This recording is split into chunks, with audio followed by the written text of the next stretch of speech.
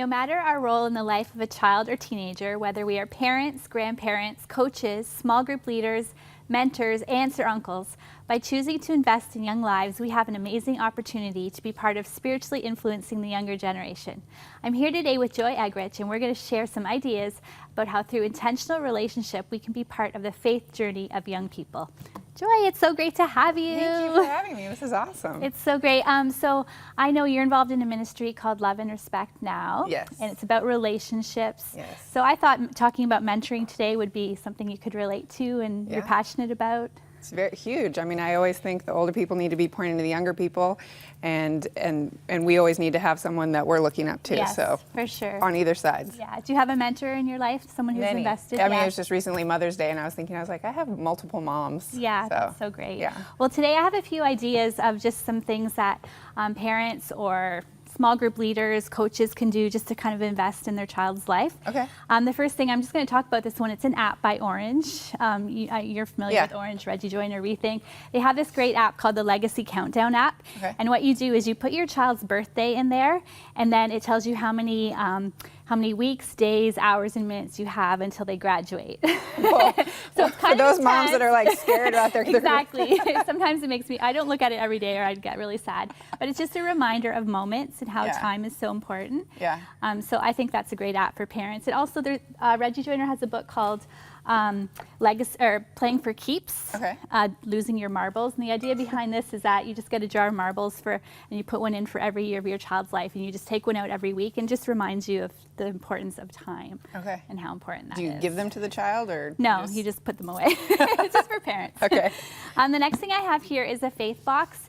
And when I was in church ministry as a children's pastor, I would do this with all our new babies in the church. And what we would do for family dedication is we would give each parent a faith box. And we would put in a dedication certificate for their child and a verse that we've picked for their child. And the idea is that all through your child's life, they put special mementos in here of their faith journey. So I have a few things here of my son's. I have just some things from different conferences he's been at, some pictures. From youth group, that's from a missions trip. This is his favorite Bible stories when he was young. So here we have Jesus Calling, a devotional book. So the idea is that with this box, like a mentor or parent, you can just be giving things to your child for this box over their lifetime, and then they can look back and just see how God's worked at different stages in their life. Thanks, Mom, for not making me one. It's okay, it's never too late.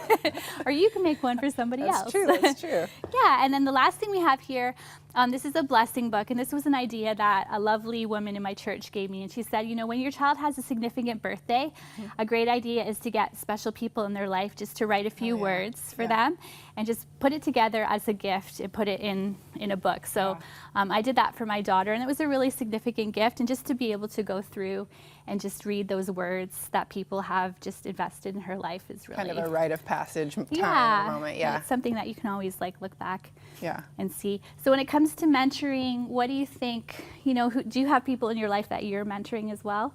Yes, that's what I was saying. I just think it's, you know, I talk about mentorship so much in my work, and then people will come to me and they'll be like, I don't, you know, no one will mentor me. And I'm like, well, you need to ask one, but then you also need to find someone that you can mentor. I think doing that, when you're pouring into someone, that's accountability, and you also need to be learning from someone. So. Yeah, I have this kind of saying that I always think is that each one find one, and I think that if everybody just took it upon themselves to find another person that they could influence, that would be really significant. So so these are just a few ideas. That's great. That parents can do, grandparents, you know, grandparents are great investors in the lives of children as well. Just, you know, to make moments matter and make faith moments count. Yeah, so. if you really like countdowns, get that app and just a little panic attack for don't you. let it stress you out too much. So. It's great to have you here Thank today. You for having me. Thank you. And don't underestimate the influence that you can have in a young life. Invest in those around you.